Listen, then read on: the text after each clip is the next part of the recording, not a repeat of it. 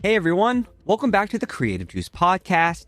Today's guest is one of Fortnite Creative's original legends, a true hub queen who helped define what Creative 1.0 looked and felt like. I'm talking about Dummblond, a pioneer builder who went from selling diamonds at Tiffany Co and Louis Vuitton to designing some of Fortnite's most iconic hubs and worlds. She's now a creative producer and environmental artist at Hive, one of the top UEFN studios, shaping games that reach millions every single day. She's lived through the evolution of creative, from the very first island to today's Unreal-powered UEFN era, and she's seen it all. So when Fortnite came out in 2017, I was working for Tiffany Company. And fun segue for later, I actually helped polish the Larry Bird trophy when I worked at Tiffany. And then later on with UEFN, I worked on the Steph Curry game, and then we had like the trophy in game. So I was like, I've seen that. We also talk about what it was like the morning she found out Epic Games had chosen her very first featured hub, and how she ran around her apartment celebrating alone and screaming. You know, I lived by myself and I was running around my apartment like I had nobody to tell this to. And she gets raw about burnout, backlash, and rebuilding herself as Fortnite creator economy has shifted, including the moment she realized she had to let go of the past to move forward. And I really, truly went through like stages of grief for what I had in creative. And it wasn't the money, it wasn't all that. It was just everything it just was so different than what we have now. This one's inspiring, funny, and brutally honest. If you've ever created inside of Fortnite or dreamed about making games for a living, this episode is a must listen. Let's dive in. This is Creative Juice. How's it going, Dummblond? Good. How are you? I'm doing really well. I know we've been in talks to get you on, and it finally has happened. I'm so excited. I know, it's been like years. You're like, you started this podcast 5 years ago. Yeah, I think we've been talking about it ever since. No, me and Blonde, we go way back, like original creative days. She ran her own studio. Well, we'll get into all this stuff. She had her own studio. Same. We worked on some of the biggest high profile collabs in Fortnite. She's like hub queen. We have so much to talk about and so much. She has so much knowledge. So I'm super excited to have you, Lauren. Super excited to be here finally. And yeah, I mean, I think we go back to like early 2019, like at least I think we met in like the middle of maybe the first year of creative. So we've been close friends for a long time. 100%. Yeah, it's wild. No, it's crazy to see what our career paths have taken. Oh, so, I know, right? It's wild. It's a wild space. But let's just get started. And like I said, you have had a very wild career. And also a wild career change into Fortnite. So let's talk about that. Oh my gosh, I know. I've done so many things. You really have. So you've had a unique path into game development, coming from luxury retail. How did you go from selling diamonds to designing Fortnite maps? Did any of that translate over to Fortnite? Yeah, so when Fortnite came out in 2017, I was working for Tiffany Company. And fun segue for later, I actually helped polish the Larry Bird trophy? Yeah. When I worked at Tiffany. And then later on with UEFN, I worked on the Steph Curry game. And then we had like the trophy in game. So I was like, I've seen that, you know? It does translate. Yeah, I know. I was like, oh, hey. But I was a streamer back then, and Fortnite came out, and it was Save the World. And my favorite horror genre is zombie. So I was like, cool, cartoon zombie game, because that's what it was when it came out. You know, it was only Save the World. So I started playing it, and I was like, oh, this is fun. And then BR came up. It exploded. I went to TwitchCon. I streamed at TwitchCon, you know, all of this. And then Creative came out. It was December 7th of 2018, I think was the day. Yeah. And I didn't know what it was. I vividly remember dropping into that island. It had the little shack, some rocks, like little lamppost. Yeah. And I had never played Minecraft or Roblox. I didn't know what a UGC was. I didn't know what making games was. I didn't know anything except this is this is Fortnite, this is new, this is something. And I opened up the galleries and I would pull out a wall and I'd put it down and I'd go, well, that's kind of cool. And I put it down and put it, and then soon I had this gigantic, I'll have to send you a picture, this labyrinth. I didn't even know what I was doing. I just made this giant like maze and I just kept going and kept going and kept going. And I was in it for hours and hours and hours. And I just got lost. And in that first year was really just like, oh, I'm making games, and then you kind of like hone your craft and stuff. But it wasn't so much like, it was like such a weird transition. And then all of a sudden I was like, oh yeah, I'm doing this. You know what I mean? Yeah. And I don't know. I was working for Louis Vuitton when I started in creative. Okay. So I left Tiffany and then I moved and then I was at Louis Vuitton. And it's funny, at Louis Vuitton, I met Scissors. And I remember. And I have that photo with him. I don't know where it is. I'd have to find it. But I met Scissors and I was like, hey, I'm a map maker. And he's like, no way. And then I met FaZe Rug, and FaZe Rug still follows me on Twitter. And let's go. It was like, there was like crossovers, and that was really funny. But yeah. That's crazy. And just for people listening, like, so Scissors was the biggest creator back then at the time. He had Scissors Death Run, which were these like really hard death runs, but they were going super viral. Every big creator was playing it. So that's crazy to just be inside of Fortnite Creative and then run into that person.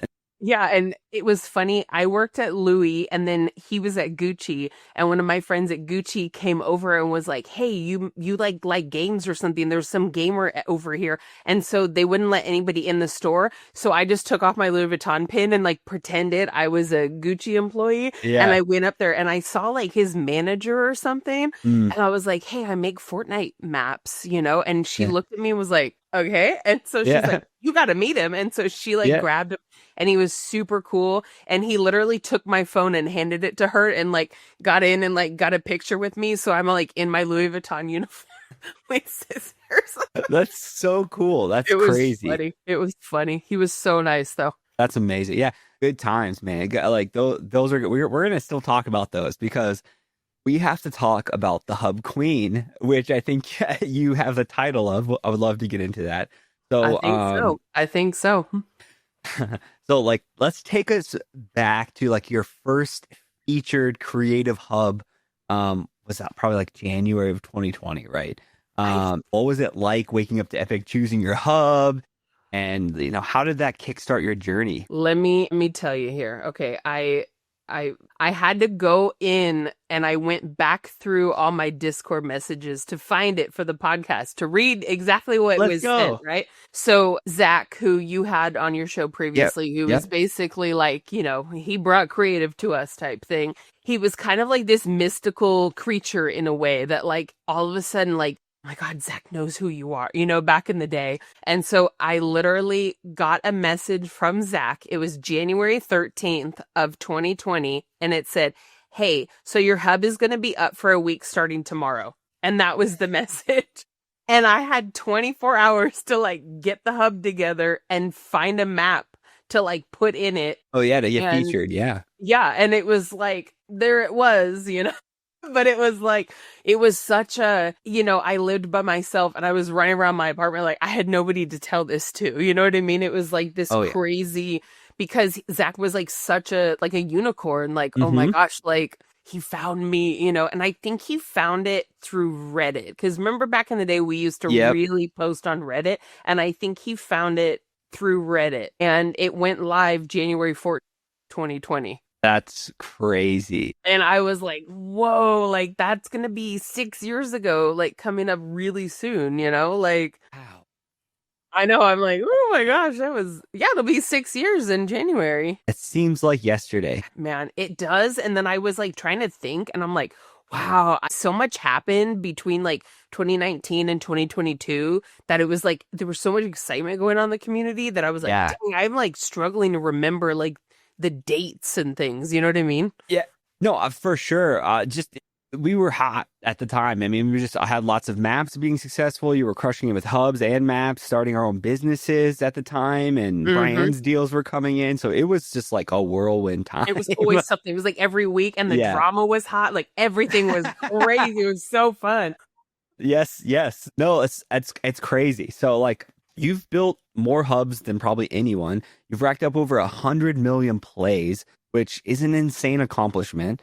So like when you hear those numbers, like what do they mean to you? Like what particular hub or map was your proudest as well? I was saying like hearing 100 million like now with UEFN numbers, it doesn't seem as, but it's still you're like, Oh yeah. how 100 million people like, and I think my unique players is like 89 million or so. So you think about that and you're like, 89 million jumped into things that I sat around and did that like you can't Right. kind of wrap your head around it, you know what I mean? But I think the most like pivotal moment is when my underwater hub came out. And Okay. I think that was the summer of 2020. I think it was Okay. the summer of 2020. I think it was like June. And I think it was my second hub. And I can't remember it because I'm like, I don't remember if I was the first person to get a second hub or if I Okay. was, you know what I mean? Like, I'm like, now Yeah. I'm trying to remember. I Yeah. can't remember, but you know what I mean? But yeah, that one was huge. I got interviewed by 80 level. I had, thousands and thousands of views on my YouTube videos of the secret and the poem and, all Yeah. that kind of stuff. And it had the low gravity in it. And so it was kind of a little controversial because some people didn't like the low gravity or You whatever. You know underwater. what I mean? Yeah, it was like you're underwater floating around. Yeah. But I remember like using plates on the ship that was there as like barnacles and just making it like as unique as possible. And then I Yeah. became known as like the underwater person. Still am, which is funny because I don't like the beach. Don't like the water. And we'll talk about it more, but like, yeah, you also, this is Creative 1.0. And so it was kit bashing. And I've talked about it on the podcast but like you were a top artist as well that in this space, like you really learned Fortnite creative assets and how to work with them to make anything, and including the underwater genre, which I'm sure we'll definitely throw a clip of the hub. But like we'd never seen anything like that we didn't have those props. Like we had a little bit of props like to do underwater things, but nothing to that scale that you did. And it was really cool to see. And it was just like, it stood out. It was just like, it had your signature because you have this like whimsical, mystical, like, I don't know what our artist vibe. Thank you. Yeah, it was fantastic. And I mean, among other things, you can create anything. I've seen you, we've worked together many of times. So no, it was just, you deserved it. You deserved it. You really did. And I just remember just couldn't wait to see all the things that you kept creating with your skill set, which I was in mechanics, you were in there, then UEFN came, and our skill sets aren't as cool anymore. Yeah, it's been interesting. yes. So but you've been crushing it on UEFN. We'll definitely talk about that more. But like, so in the early creative mode, like you were known for finding clever hacks to make things look amazing, like putting water on the ceiling and hiding dozens of lights to create your like underwater lab vibe, right? So like, can you share your favorite creative trick you've used back then and compare it to how you've achieved like similar effects in UEFN? Well, a funny thing with that underwater hub, that was before we got the coral galleries. So I actually used the desert rocks, the desert plants, the jungle plants, and like anything that kind of remotely felt like coral or some sort of whatever. And I think that's what drew people to it. I was always really big with time of day and lighting. So like for that, it had like a really light cyan hue to it. Use like, remember those Kevin the Cube, those little specks in the, things like that that I Yes. love so much. And then if you stripped away everything but the lights in one of my maps, you would just see it was the Art Deco fan light. Yeah. And the way it would project, it would fan. They were in every size you could imagine, buried in every corner of rock. And it was all in different levels because back then you didn't have all these crazy light effects that you do now with UEFN. And so you would bury it at a distance and it would give you the glow that you were achieving. If you wanted a really bright light, you would have it close to the player. If you wanted it a little bit more of a faded, you'd put it deeper into the rock. Yeah. And if you lost it, then you'd have to move all the rocks and Yeah. go dig through and find it because you couldn't control Z back then. Yeah, no But undo. that was my favorite, and I would do that with everything. Those Halloween gallery lights, the little spotlights that we all use those to death. Yes. Okay, we know you like the purple one. Oh yeah, I use the crap out of it. Yes. But we haven't even got onto your Halloween hubs, your like spooky aesthetics as well, because I think you're also a top creator in that space as well. Now, I was really trying to sit here and think of the order in which all my hubs came, and I couldn't tell you. I know the first one was the ice cave. I think the second was underwater, and then maybe the third or fourth was it was based off the Winchester Mystery House, and I called it Wind Whisper. Yeah. And it was the house that just looked like it kept growing and growing and growing. Yeah. And then I did Paranormal Zone Wars with that. Yeah. And it was all purple and spooky. I did I think I have a tutorial video on how I made the greenhouse in that on my YouTube. Oh, cool. That's easy. We'll have that up. Yeah, that was a good one. And then what other Halloween ones did I do? I always did something. I loved those spider webs, even though if you'd walk into them, they'd break and then you'd have to go put them back. Or you'd go into the map and you'd be like, who walked through my spider web? And I'm like, stay away from my spider webs. I gotta place these again, yeah. Back in the day, they'd all break and shatter. It was hysterical. Oh man, we had so many limitations back then. My gosh, but it was fun. I don't know. I loved it. No, it is. Look, we've both, I've been in UEFN, we've both been in 1.0, and there's definitely is, and you could still create like 1.0. It's different for sure. I still have lights shoved in things. Yeah. If it ain't broke, don't fix use it. That. People are like, where's this light coming from? I don't know. Don't look under the ground.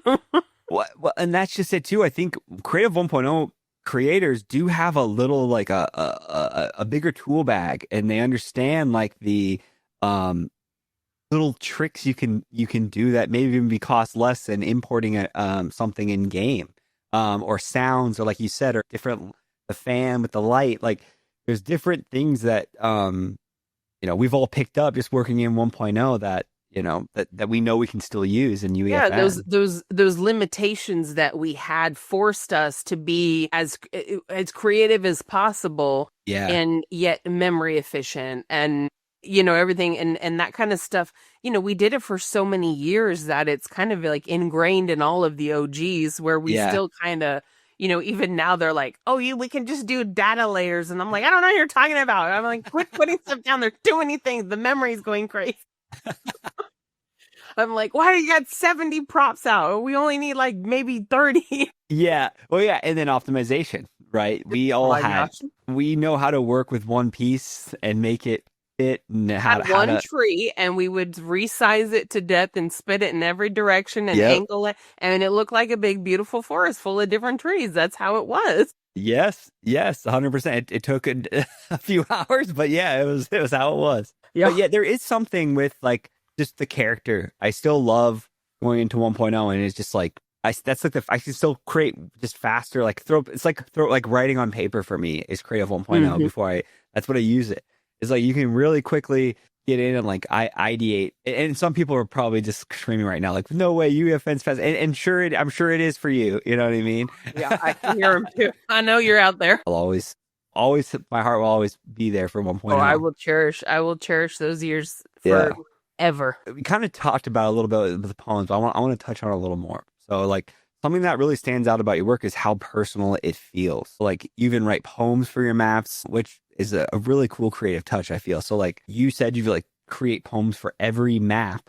Like could you share the story behind that habit or anything, or even recite one maybe from your favorite Fortnite map? So I started writing when like my earliest memory, and I have the book somewhere. It is a book, and I don't know why I started writing in rhymes. I don't know why I do it. There was a friend of mine who was another creative, not in our space, but just a creative, and he just thought it was fascinating that I can't just sit there and like write a novel. I only write in rhymes.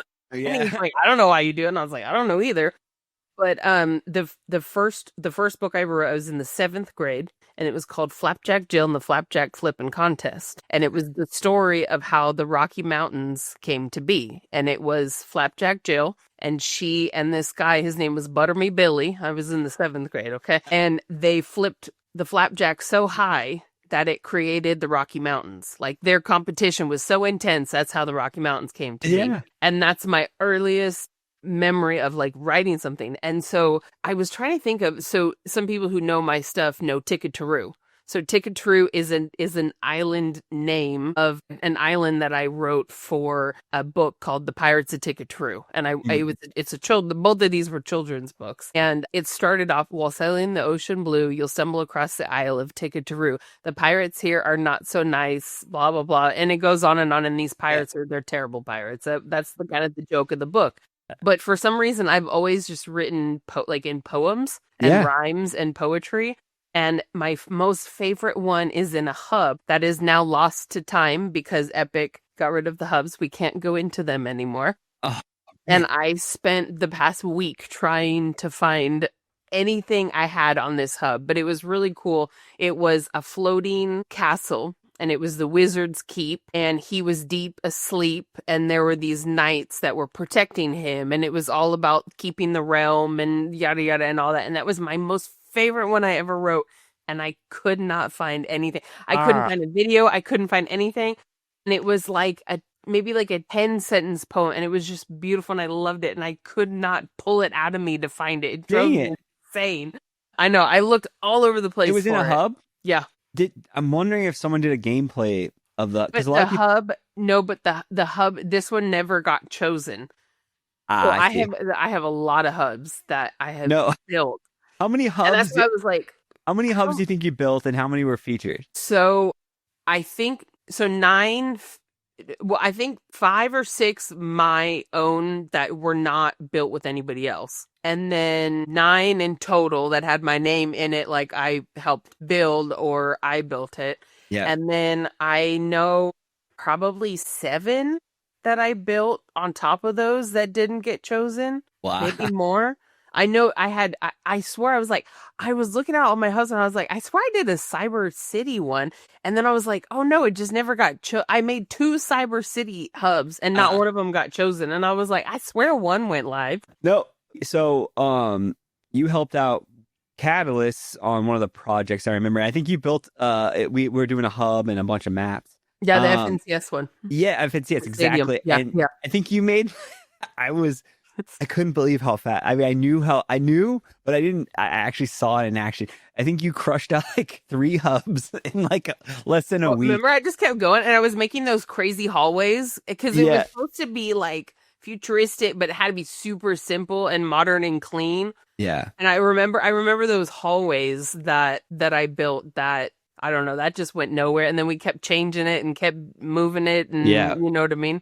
It was cool though, because you went right back to the brand and you were like, hey, yep, here's 3 options or something. And they were like, what? Like, it's been a week. You're like, no. Yeah. There's a fun fact. Not one hub of mine personally took more than 4 hours to build. I believe it. Yeah, I did it in one creative session. And I just went.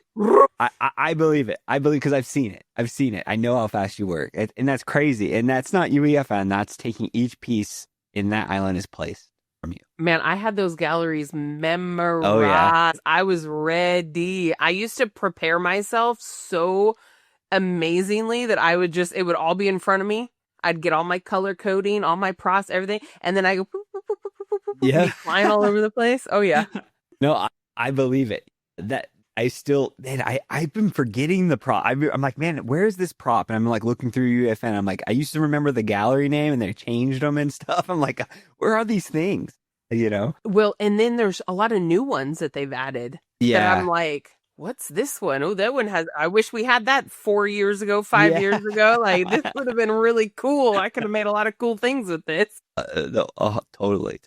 So let's shift gears just a little bit, and we'll talk about FNCS now. We kind of segued right into that. But like, you've collaborated with, so many legendary creators, like Enigma on you guys actually had your own, you were a top creative studio, and you worked with Jordan, FNCS maps, other so many other things as well. Like, what's the dynamic like when working with peers of, when you're working with your peers, like top creators, I should say? Any fun or challenging stories from those projects? Oh, I mean, it really never felt like work, let me tell you. We just kind Yeah. of got in and we just did what we wanted. Well, Enigma was so funny. And I knew he was an amazing mechanic back in the day.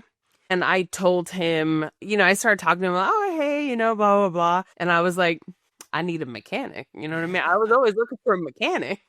And so the way I got him was, I don't think this is possible. And Enigma would be like, Yeah, oh no, I can do it. I can do it. Work with that ego, guys. It works. It would work for me too. It probably did work on me. No, I don't think this is possible at Yeah. all. You know what I mean? Well, because my early days, I used to, like, one of my best friends sub-cloning. Yeah. And him and I, like, his Vertigo hub, the Upside Down City, my idea. And I was sick, upside though. down in that dang map, building parts of the ceiling, and we were floating around and flying and cracking up. And yeah, no, that was a really good one. And then I would help him with like wacky ways and like all that kind of stuff. And it was always, I didn't like too many cooks in the kitchen. It was always fun. Okay, mechanic, me, I could do all this fun stuff. And I loved working with subcloning in the early days because he would build and do mechanics. And so we'd kind of have fun with that. But with Enigma, he actually really loved to build too. And he did more like mathematical builds, which for me, I'm like, it's straight. It's fine. I'm not, don't measure. Don't be bugging me with all that grid snap crap. I'm like, I don't know, grid snap, V2, off grid, prop, boom, boom, whatever. Like, that's how I built. Yeah. But it was always really fun to just two people jump in and just go. And then Enigma and we had like this ebb and flow that like we were always on the same page. We just knew how the other one worked. We knew what the other one, we both had the same goals at the end, which was always really fun. Yeah, I mean, you guys were crushing. You guys had some really cool collabs, and just anyone like Enigma was one of the original. Like he started like Zone Wars, one of the original like Downhill River. A top mechanic in the space. So like, yeah, that, and not only that, he was really good. He created chess within 1.0. Like, because somebody challenged him and said it couldn't be done. Yeah. So he was like, watch me. Yeah. He made chess in 1.0, which without verse, that's insane. Anyone in Fortnite create like a mechanic at 1.0 would know how insane that is. We had limited channels. I think 500 channels maybe got up to at that time. I think so. Even then, it's insane with how many different things. But long story short, like, he's been a crucial part in Fortnite creative and in a lot of genres. He's helped, I would say, elevate or invented certain things within that space that like evolved those genres that are still prevalent today. So, once UEFN came out, he's done a few things. I think he's got other priorities as well. I'm not going to get into his business, but, I just talked to him a few months ago. I saw him in LA, so he's doing well. He's a great friend. Sure. He's the best. Oh yeah, %. You reminded me too. We were talking about like mechanics. I think somebody in here used to do mechanics for me too. Exactly. But remember, you'd be like, "Don't tell anybody I did this." I'd be like, "Okay." I helped so many people out with mechanics back then, and my DMs were like innovate, like a constant, like, "Hey, help!" And I'm like, I can't say yes to everybody, and so you would have a shout out board, and I'd be like, "You're like, let me put your name." I'm like, "No, I appreciate it, but just put Nunya." Oh my gosh! Oh, I forgot about that. Remember you had it was like Nunya. And you said people are, who's Nunya? And then what was funny is you'd have people play other mechanics would come in and crap on the mechanics, and they didn't know who did them. You did my underwater lab, or no, you did my underwater hub map, which was the box fight free for all underwater shipwreck. Remember that one? Yeah. I started doing the mechanics, and I was like, I don't know how to do this. And then you came in, and you're like, oh my gosh, and you just started doing it all, and I was sitting there like, Well, look, you helped me too. You did a lot of art stuff for me as well, and plus ups, and a lot of purple, a lot of pink, a lot of neon light. Yeah. Yeah, 100%. A lot of neon. I Yeah. love the All the neon. neon. Back then, like creative, there was drama, but we're also it was really tight knit as well. Like if you were like had a little bit of success in creative, like we were all still kind of like together, and we all were talking and in discords. It was way different than today. Yeah, it was like friendly fighting. You know what I mean? Like Yeah. Oh yeah. it was all competition, but it was fun. You know what I mean? Yes. And it felt just everybody felt closer. I do have to say.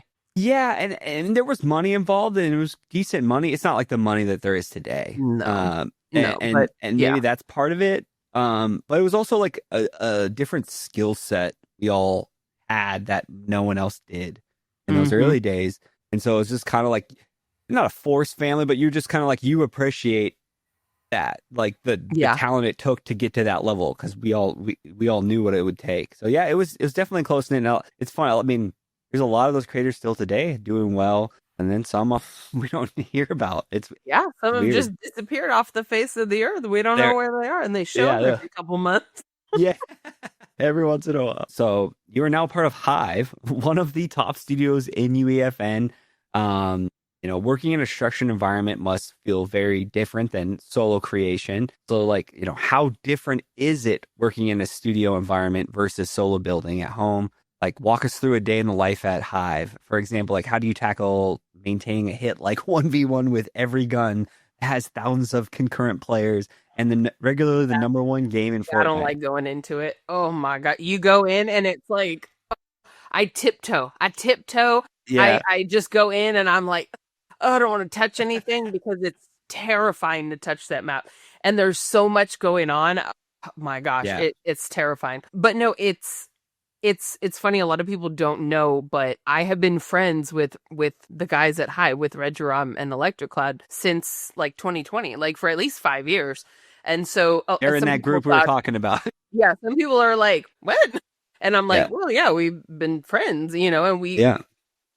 we're kind of frenemies, I guess, back in the days, like how we kind of all were. Yeah. But, we've always talked and kept in touch and stuff. And I think it was last year when I started getting into UEFN, like 3D modeling, I'd come in and I'd help them do this or that. And we've just always kept in touch and we talk all the time and whatnot. And so they were like, hey, this is kind of what we're looking for the team. And I was like, well, I am here. I'm ready Yeah. to go. You know what I mean? Yeah. And it is a lot. There's constant stuff going on. We have a lot in the works. We have a lot of really exciting things down the pipeline. I think some things that people might be a little surprised about, some things that definitely that you'll look at it and be like, oh yeah, Blonde was here. I'm all up in it. And I do mostly the environment and design and level design, and then I am the creative producer, so I kind of manage the projects and stuff and make sure that things are getting done, and we're getting into like a really good flow of we wake up, we get on, we work on our tasks, and then we have fun, we get it done. And it's definitely, it's chill because we all know we got to just get on and work. It's not this, very corporate kind of heavy, the guys are really chill. And that's really fun because I think in a creative space, you have to have a little bit of flexibility and a little bit of freedom to kind of trust your creators to do what they know to do. Yeah. I don't need to be hovering over, what's that 3D model looking like, or I don't like the lighting, or, things like that. So it's a good group, a good group of people. And I'm very excited. The next couple months are going to be really fun. Definitely I can't believe we're going to be in 2026, but into the new year, we got a lot of stuff going on. That's amazing. I know you guys just did a event. Was it this week? Yeah. We had a really, really cool, successful live event. It was the second live event that we have done in 1v1. This was for the Supercharge, which was really, really fun. If you guys didn't get to see it, we had basically everybody came together and they were working like crazy to get it done. And we had these big Tesla coils come up the ground. The screen was shaking. There's lightning going off. We had this big rift and people flying around it. It was super fun. And Love the video. Yeah, we have some more things down the pipeline that are going to be similar to the event. You know, it's just fun to kind of do something a little bit different and maybe unexpected, especially for a map like 1v1. So yeah. No, amazing. Yeah, I saw it did well. I saw it was hitting good numbers, and no, love to see it, and congrats. Working on a top map has to be so scary, and because so many things can go wrong or little mess ups. It's easy to do. It's easy to do, and live opsing a game in this environment today is very, very. Yeah, and that algorithm, man, you slip up, it shows. Yeah, you know, and so you have to be really, really mindful of just everything you do. You got to listen to your players. You got to listen to your team members. Yeah, it's definitely, like I said, when I go in, so I've helped build some of the secrets. I had to build, I think I did a death run. I did another death run, which I got like, you know, people didn't like it because it was kind of hard. And I'm like, sorry. Yeah, it was easy for me. But yeah, get good. Yeah, I was like, oops. We had to kind of, you know, make them a little easier. Yeah. But every once in a while, I'll go in and build one of the secrets, or I did the sewer one. I did the escape room one recently. But yeah, that map is terrifying to go in. There's 8 million things going on constantly. You go in and you're like, ooh, touch anything. Yeah. No, for sure. Now you guys have been crushing it. So let's I want to kind of talk about this subject. So like you've mentioned with like dealing with burnout and even like crazy player reactions, like death threats over one of your death runs. How do you handle the pressure to constantly create and the more negative side of community feedback? Like any advice for creators on, you know, avoiding burnout or handling like negative feedback? I think the negative feedback thing is something I just don't care about. Just because I've been, you know, I am an elder, you know, I've been chronically online. I started online gaming very seriously in 2004. Oh, okay, yeah. In November specifically. And all right, yeah, you've heard some November things. 2004, you know what came out. It was a Warcraft, okay? Oh, yeah, you've heard some things. Yeah, and so when you know, when the elders have been online for a long time, you kind of you've heard it all. And, you know, you used to take it to heart. And then you realize year after year, it's just different people saying the same things. You're kind of like, I don't really care what you have to say. You know what I mean? Yeah. So like when people send death threats, I just kind of laugh it off because it's like, I don't know. It's like, are you serious? Oh, I'll send you one I just got. You'll laugh at it. It's like the weirdest thing I've ever seen. But I went on to Instagram and I didn't know there were like, you have like hidden DMs, but then there's like the ultra hidden DMs. And I was like, ooh, I never saw those. And there was like people that were like 5 years ago complaining like, you stupid, blah, blah, blah. Like, I can't finish this map or I can't find this secret in your hub. And I'm like, whoa, sorry. Yeah. But yeah, it's kind of like if it's a fellow creator who comes out and says something, that stings a little bit more. Or if it's like an acquaintance or like a friend, you know, that's a little bit different. And usually when there's something like that, I try to talk to them. And if, you know, it just depends on the situation. Otherwise, it's like, hey, people come in and out of your life. And I think that's something that a lot of the younger crowd, some of them are really good at it. You know, I don't think you got to take everything to heart, and people come in and out of your life for a reason. And you kind of got to look at that reason and go, hey, you know what? I learned from that interaction and I'm able to kind of move on from there. Burnout is a whole different, burnout, you know, it's crazy. I like really never had it with 1.0. I was always like constantly on the go. Yeah. And with UEFN, I was really trying to think about it. And we touched on it before, how I used to build so fast and UEFN forces you to slow down. Yeah. And then I get bored. and I Yeah. have crazy ADHD. And I like having to slow down and build something that I could have done in a day before, and now it's going to take me 2 weeks. That's tough. It's a Yeah. tough transition. You know what I mean? Yeah. So I try to do other creative things. Like like right now I like miniatures. I have a bunch of miniatures all over the place. There's like a whole bunch next to me. I do like little frozen moments with resin and miniatures, and I try to do things like that. Or I craft, redecorate my room, just anything to kind of like switch You your sell mind. cookies? You know Like what I you mean? do Oh yeah, I forgot about the baking? Yeah. I didn't get one for your. I never got any for your underwater lab launch, by the way. Oh, Maestro Shark, he's like, oh, you making cookies? Are you going to send any? Because I sent him a big old box. I think I sent him like 14 or 15 cookies. They were gone in like 2 days. I was like, oh my God. And they Where were does like he put big them, dude? cookies, That too. dude is freaking.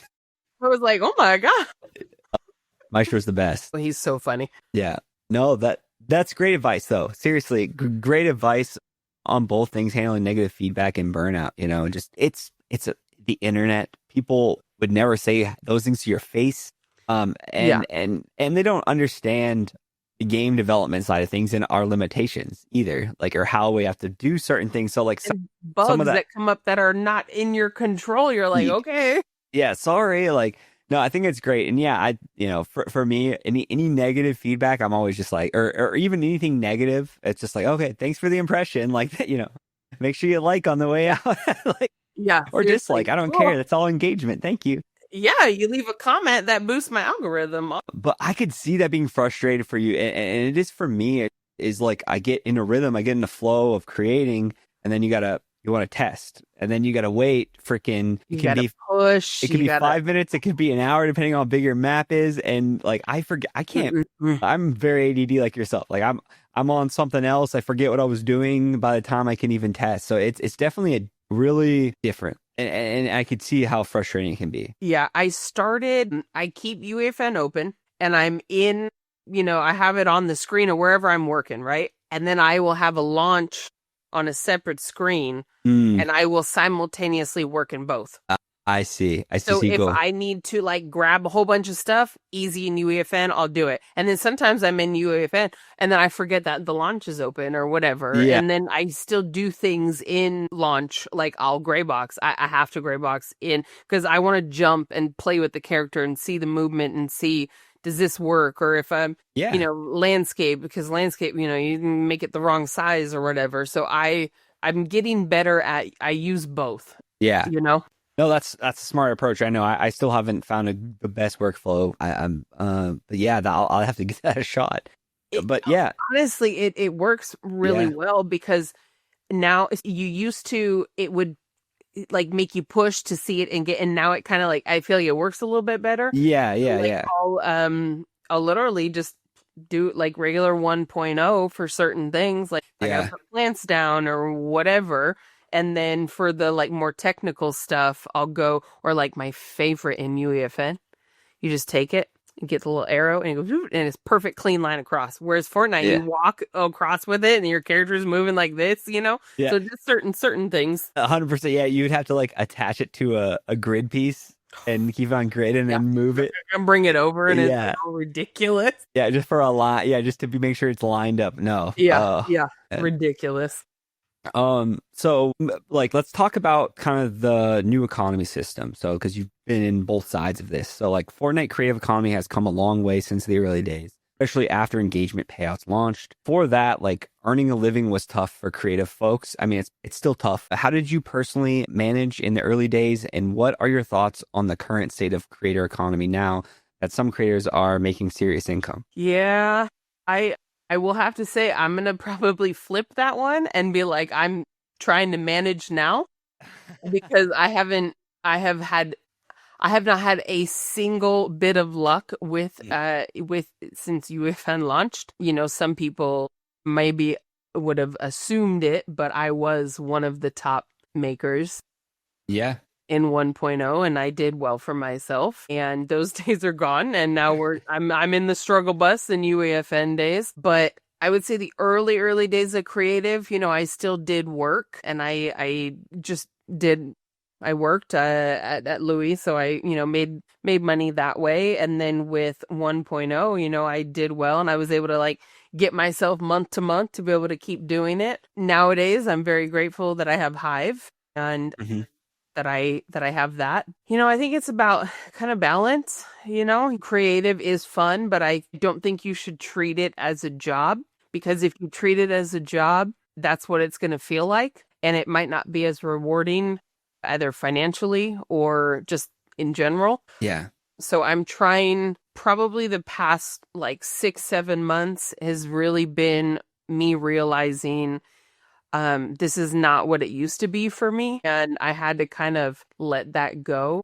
And that was not easy. If you follow me on Twitter, you saw multiple roller coaster breakdowns. A great follow on X for Just anyone. do. Link in the comments. Oh yeah, on X. But I have to look at it as this is something I enjoy doing, and not I'm gonna get anything out of it. It has to be something that you truly enjoy. And when you kind of let the money go, which is very hard coming from one of the top people in 1.0, Yeah. and just turn it into like, I really enjoy this. My attitude started to change. I felt my kind of positivity coming back. I was able to go get on with Hive and be able to have a little bit more of a positive outlook on the current state of Fortnite creative. Yeah. No, good answer. I don't want to add anything more, but it definitely is tough for sure. And a lot of 1.0 people that we talked before, they're gone, or they've tried and just haven't been able to hit the stride or the algorithm. Things are different for sure. Things have changed, and I mean, it's really weird though in this case, because some of the top maps are created from the original game, right? So like, if you, why couldn't mine have? Yeah. Hey. Yeah, I know. It's like, okay. Dang. But no, I mean, it's just a totally different space now. So like, the legacy games had already had players, and they just kept them going, and some have took off, some took off for a while and stayed in UF, and now they're gone. And no rhyme or reason. Yeah. So it's definitely, I like to be real as well. Like, we talk about being positive and all the cool things, but it is true. Like, it's not, no one can just come in here. We've seen AAA studios try to come in here and make awesome games, and they just don't hit. It's tough. It's a tough. It's really tough. And I think too, a lot of people saw like me on, X, and I really truly went through like stages of grief for what I had in creative. And it wasn't the money, it wasn't all that. It was just everything it just was so different than what we have now, that I fully went through like denial and anger and like all that. And I went through all the way, and I finally now have kind of hit like acceptance, like, oh, this is what we have, and if I want to continue doing, it took me, I was 31 when creative came out. It took me 31 years to find something that I was passionate about. Yeah. And people don't understand, like, I have never, even my family, they're like, you're still doing that? And I'm like, yeah, I love it. Like, I have never stuck with something this long ever in my entire life. Nothing. Yeah. And so it was such a hard blow, and it would drive me nuts. People were like, well, you can still just go into 1.0 and build that way. That's not, we lost everything. We lost the community. We lost the way, things were before discover. I mean, it was the hubs. It was such a, like, I mean, and then we had freaking device event binding. I mean, they changed everything in such a short period of time that, like, I felt like I didn't have time to like breathe or like accept the changes like one at a time. It was like boom, boom, boom, boom. I felt like I was in the Matrix, like trying to, and so I finally, I was in the alpha program. It was alpha, yeah. I've had UFN for longer than most, so I've been looking at it for like over 3 years now, or 3 years. Yeah. It'll be 3 years for the public in March, but it was hard. It was really hard. And then I had people in the community like, oh, shut up, and we don't want to hear you anymore. And I lost a lot of friends, and it was tough. So I'm very much glad to be over that over that hump and now kind of on the other side, you know? Yeah. You wear your heart on your sleeve. You know what I mean? And you're not a Ice cold heart is yeah. over here somewhere. You're not afraid of telling, like, just saying what's on your mind and speaking the truth, which I find, I love that. I love that about people I surround myself with are usually people that are just blunt and just tell you what they're thinking. And, it was a hard, even for me, I might not have been public about it, but like, it was very hard. Overnight, you just spent 5 years being the best at a skill, and overnight it kind of just went away. Like, it's just like, I was like, and the people are animating things and making these games and all these studios, and I'm like, I didn't know, I couldn't catch my breath. I didn't know. I was like, how do you know how to work this already? And people were like, oh, just use Unreal, and I'm like, what? Like, it was such a like, yeah. Well, I mean, you built these crazy environments that took, it would take normal people a lot longer to build, but then you can import them into the game almost. Like it was it's a weird thing, but like I'm so glad you stuck with it. And yeah, I'm still in that boat as well. It's just like I will ride this till the wheels fall off, and I'll always find 100%. something that I do enjoy in this space, on whatever that is. But I know you love this space still. Like, I know you're still heavily involved. You keep up with a lot of creators, and you share your knowledge, and you're very helpful in our community. And that might not get shined in and other social medias, but I know that. Oh yeah, I'm always in the DMs. I'm always talking to somebody. Somebody's talking. It's kind of like the old days. People would be like, "Hey, do you like my hub? What can I do to it to get it picked or whatever?" Yeah. And But oh yeah, I'm always around. Yeah, so that's perfect. That's a good segue into the next question. So, like, for creators who started in original creative, UEFN is both exciting and daunting, as if everyone hasn't picked that up yet. What was your own transition into UEFN like? Like, any messages to those OG creators that are hesitant to jump in? I mean, have you ever seen like a car crash in like a movie? You know what I mean? That was kind of how I got into UEFN. It was like, and then it was like the car slammed and I went through the windshield, and then I like fell down a cliff and then like got hit by a log and I had like thorns, and then somebody was spraying me with lemon juice. Like, that's kind of how I got into UEFN. But I would say, looking back, I wish I didn't, like, I was so obsessed with what everybody else was doing. Mm-hmm. And I was looking at some of these big teams making these crazy things and animations and material and all this. And I was like, I got to do it all, where we were so used to doing it all in 1.0. Yeah. And now you can't. And you have to like let that go. Yeah. And you have to go, what do you like to do? And I was like, okay, I want to learn like environment stuff. Okay, I'm going to look at landscaping. Okay, then I started modeling. Then I start, and you kind of have to, and you also got to look around, and you look at the games that are popular. They're not the games that are like super crazy custom. Every single thing is custom. You know what I mean? And so I was like, okay, well, maybe I don't have to be like them. You know what I mean? And I would say pick like one thing that you're like, that's really cool, and stick with that and kind of get comfortable with that. And then like go find something else that you like. Or if you're like, well, I want to like learn how to do a cutscene, then go in and like learn, but don't go, I got to do it all.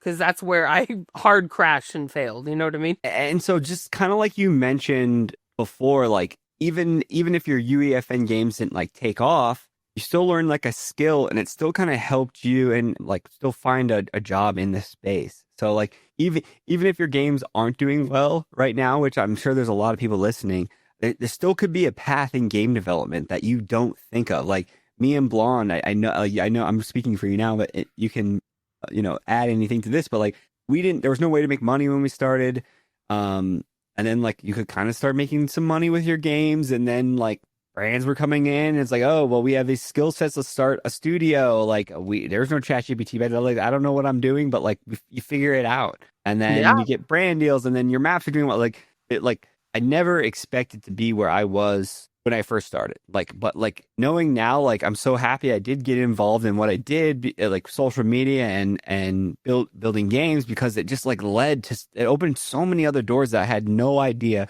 And I'm sure just right now, maybe this conversation, maybe this podcast, maybe whatever happens on the road, you never know what door that would open down the road. So it's just like, I think just Oh doing yeah. it.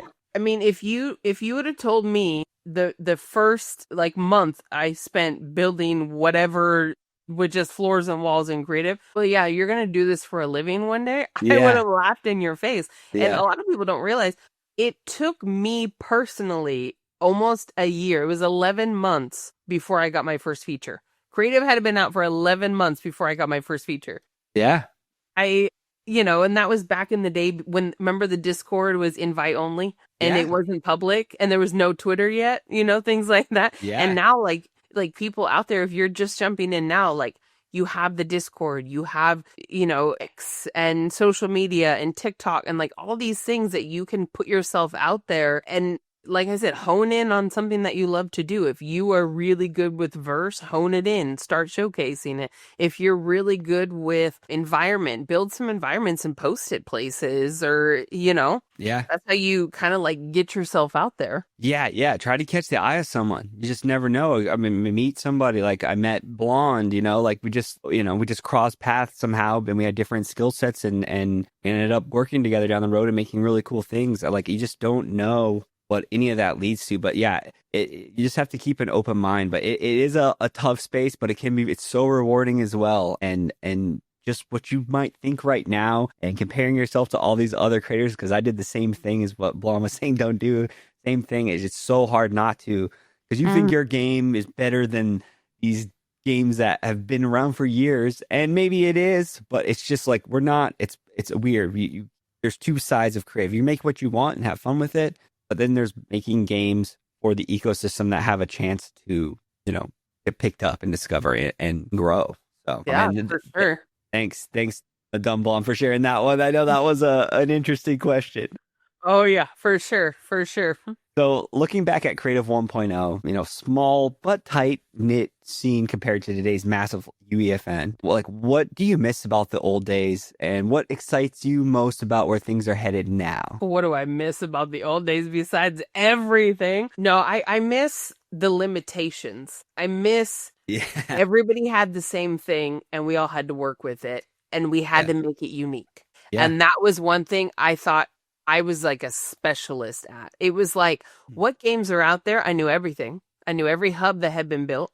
I knew every game that had been built. What do we not have? What design do we not have? What are we lacking? And I knew that. And with UEFN, nobody knows that. There's so many creators, so many maps, so many. It's like you can't keep up with everybody, and so you have to kind of just what are you passionate about, and you have to build your passion. And it might do well, it might not. Underwater Labs. That game's awesome. By shout out Underwater Labs, you and Maestro made a sick UEFN map. It was incredible. But, thank you.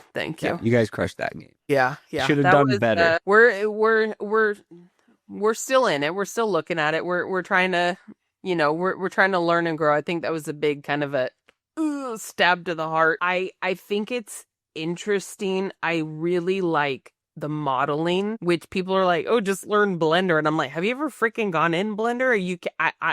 It's too much. So I really like the UEFN modeling, which talk about Underwater Labs. I think I modeled like 85% of that map and I wanted to make 100% myself, but you should see the fish we tried to model. It was crazy. It didn't work out. And then coral, little tricky to make like leaves and stuff in UEFN modeling. But yeah, I did like the submarines, the desks, all the buildings, floors, everything that you walk around on. That's completely the railings, the pool, like everything. I made all of that. So that was amazing. That was a ton of fun. I really liked the landscaping tool. I did that Crash Bandicoot style thing. I'll never finish it because I'm already over it. But no, that's a sick idea. But that was super fun with the landscape tools, and I'm trying to get a little into just a smidge into like cutscenes and stuff, like the sequencer. Like I did a little bit of that with the Crash Bandicoot map that I started, but things like that are fun, that are exciting, that we didn't have before. Yeah. I think that's my favorite. You know, it kind of gives you a little, like, I wish my modeling skills were better, you know, but I'm learning, you know, you're like, okay, we can do this, you pull this and twist it, you know, it's kind of interesting. It's almost like a puzzle. Yeah. I mean, I've seen your model. They're not beginner model. You're crushing it, by the way. You're very modest. You're good at it. Especially for like the limited time you've had to be able to put into it. So no, you guys are crushing it. And yeah, I knew I couldn't wait to ask that question. I know. I was like, hold on, let me think. I forgot you were gonna ask that. I was like, crap, I didn't come up with anything to say. No, that was good. It was good. It was perfect. Yeah, you know, UEFN. We love UEFN. Hey, we keep this podcast. We keep it real. So hey, I'm glad you're you. That's what I said. You're you. You're you. You always be you. It's good. No, I mean, and look, there's things about UEFN. A lot of people have complaints or have written things about what they like or what they would see, like with any platform. You know, it's growing. It's new. There's lots of things coming we see on the roadmap to be excited for. I love when people go, oh, you were right, and I'm like, I know. They're like, you saw the writing on the wall a year ago, and I was like, I know exactly what was gonna happen. Everybody thought it was crazy. All right, Blonde. Well, this has been a fun episode. You've been sharing so much. Before we get out of here, you know, where can listeners stay connected and follow your work? For listeners who want to check out your hubs, well, which you can't anymore, you have to look at YouTube, but like your maps and follow your journey, and where can they find you online? Yeah, if you go to X, I'm Dummblond Gaming, and I think my YouTube is Dummblond Gaming too. Otherwise, if you just look up DUMM Bilo and D no E, that's me. Yep, and I'll have links to in the description, so please go follow her. She posts lots of cool things, insights, and she's also, like I said, working with Hive, and they're doing lots of crazy things over there as well. She's posting about, so good stuff. Yeah, that's the episode. I don't know if you got any more things to say if you want, but you can call it. Up to you. No, I think we're good. I mean, you and I could sit here and talk for 10 hours. Oh yeah, no, I know. And we have. There's some crazy. I know we'll maybe have to have you on again, and we'll have to do like a crazy stories, crazy like projects. We gotta talk about some old drama. A tea episode. That would be crazy. Oh my God, I'm here. I'm ready. Well, we got to get some comment. Make a comment if you want a tea episode. We'll get that. Who else we'll have to invite for that? We'll have to maybe. We already know who. We'll have to get a few people. That'd be a fun episode. Absolutely. All right, Blonde. Well, appreciate it, and we'll catch you on maybe on the next one. Sounds good. Thank you. Big thanks to Dummblond for joining the show and sharing her story. Her creative journey from retail to full-time game development is proof that passion can take you anywhere. You can find all our socials linked in the description below. Make sure to follow, subscribe, and leave a positive review on your favorite podcast app. It really helps us bring you these creator stories every 2 weeks. See you in a fortnight, which is in 2 weeks. And remember, don't hate, create.